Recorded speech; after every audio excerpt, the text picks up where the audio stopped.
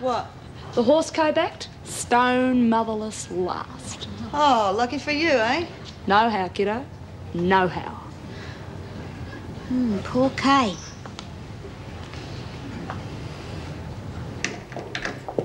Mr. Reed, how was Tony's homecoming? All right, I think.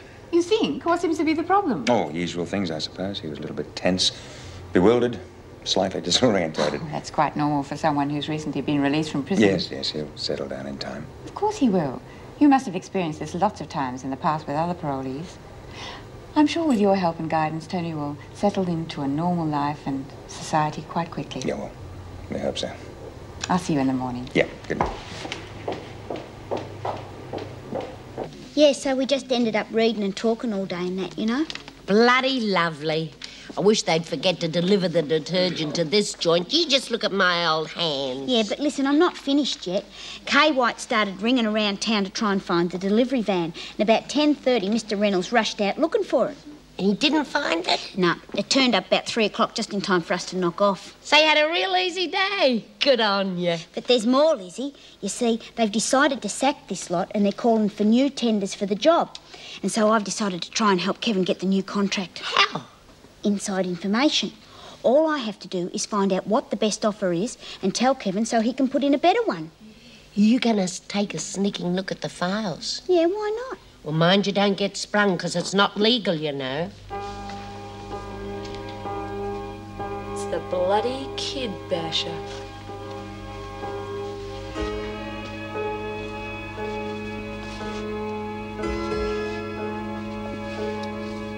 Please, oh, I want something to read. You just let me take a book, I'll go and leave you alone.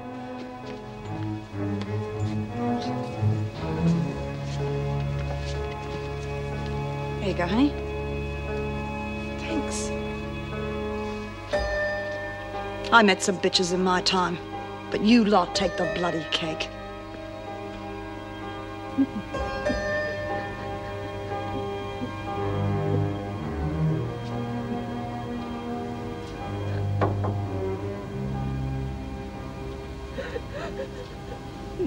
Had a girl, you have a good cry, huh?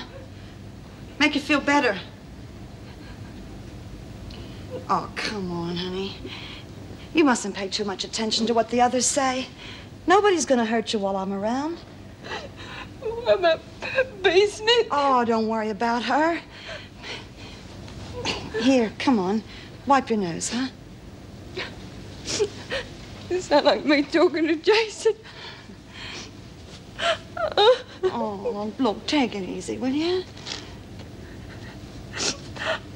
I didn't mean to do all those things. I know that. I didn't mean to hurt him. I love him. I know that.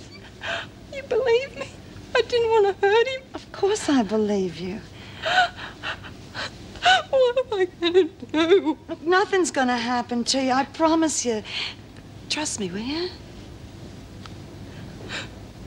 Yeah, I will. The only friend I got in here wasn't for you and Nolene. I wouldn't even have anyone to talk to. Yeah, well, anytime you want to talk, you know, I'd be really happy to. But I think you should be careful of Nolene. I mean, don't listen to what she says. Don't tell her too much, okay? Why? Well, just be careful of her. She's not to be trusted, huh? Okay. Well, I gotta get back to my own private apartment, huh? They're gonna come and lock the door in a minute. You won't be okay. I'll be all right. And thanks. Didn't you hear the bell, Bryant? Yes, Miss Bennett.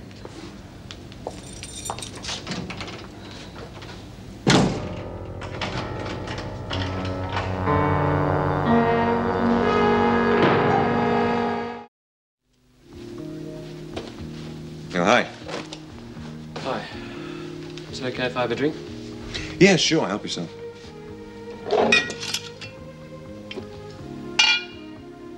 Do you want one? Oh, no, thanks, mate. I've got a cup of coffee here.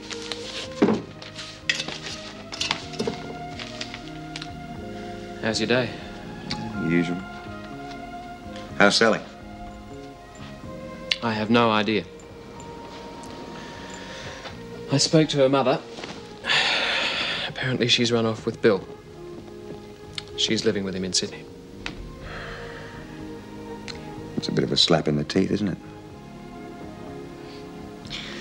You were very fond of her, weren't you? Yeah, I suppose I was. I don't know. Well, you'd think she'd have the decency to write and let you know. That's what her mother said. Look, I suppose I didn't say too much to her about how I felt at the time. It's not as if there was any great commitment between us, so I guess that makes it history. Water under the bridge, huh? Oh, well, there's always tomorrow. Ho, ho. I was wondering how long it'd take us to get onto that one. Get onto what? Well, the next question is, and what are your plans for the future? Well, it wasn't going to be, but since you have brought it up. Well, yeah, I've had a couple of months to think about it. And I decided to have another crack at an apprenticeship. BHP? Well, why not? Judging by the interview I had last time, I'd say there's a fair chance. Mm-hmm. I know that you'd rather I went back to college and finished the course. Yeah, well, of course I would, of course. But we agreed earlier, no hassling, so, yes, still got them. You might need those.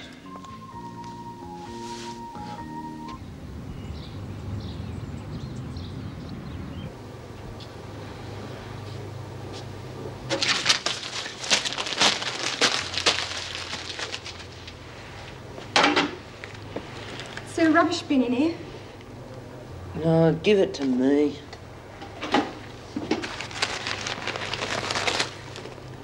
It's true. They've really got it in for you, haven't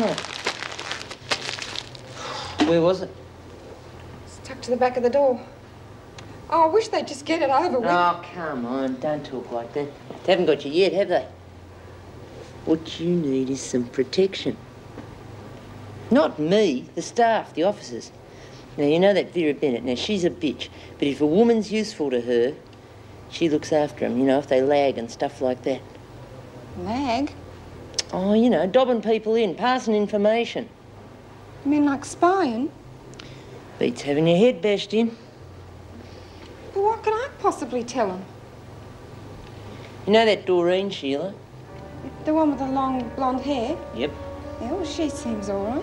All right. Listen, she's one of them and they're after you. Now, listen, you can get her first and get yourself protection at the same time.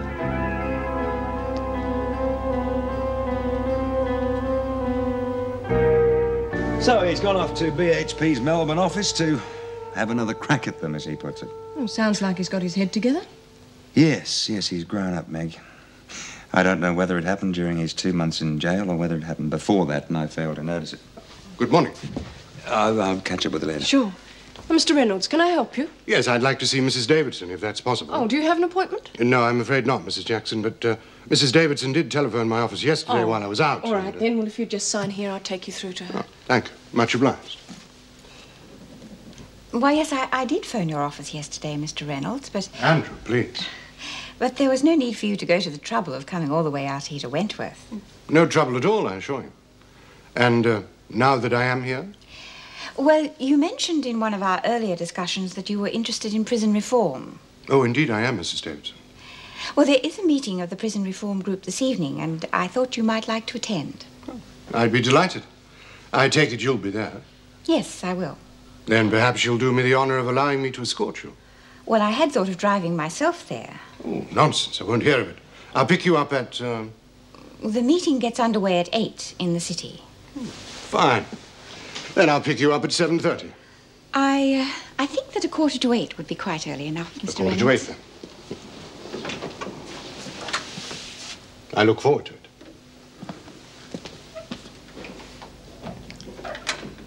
I reckon I deserve a good rest today, after you lot having a bludge all day yesterday. Not our fault, Lizzie. We didn't make the deliveries late. Well, we went there ready to work, didn't we, Doreen? Of course we did. Work? You wouldn't know the meaning of the word. And what about responsibility? B. Smith and the pound, you lot off bludging, and me left to run the whole show. You weren't on your own altogether. No. What was I left with? Couple of drongos and a bloody baby basher. What good's that? And it'll be the same again next week. Well, we'll try not to dirty too many pairs of knickers for you, Lizzie. Knickers to you, too. What about this job at the factory? You reckon it's going to go on? Yeah, I hope so, don't you, Jude?